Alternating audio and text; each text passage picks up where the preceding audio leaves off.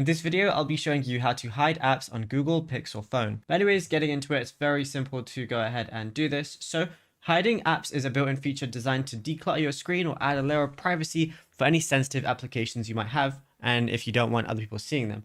So what you want to do is long press on an empty area on your home screen, and then on the bottom right, you're going to see the settings wheel cog icon. So go ahead and click on that. Now you're going to be in your home screen settings, and all you want to do is scroll down and select hide apps on home and app screen. So as you can see, it's going to be under add new apps to home screen. So it's going to be like that. Go ahead and click on it. It's going to show you every single installed application that you currently have, whether they're default Samsung ones or ones that you've installed. So all you want to do is select which applications you want to go ahead and hide. And let's just say I want to tap Malwarebytes or Instagram, LinkedIn, anything like that. All I've got to do now is press done on the very bottom, and to open them, I have to manually search for the app name in the Finder search bar, or I'll hide them using the same steps as well. So yeah, it's as simple as that. Now, if you found this video helpful, be sure to drop a like and subscribe, and check out all our other tutorials that we've been posting on the channel as well.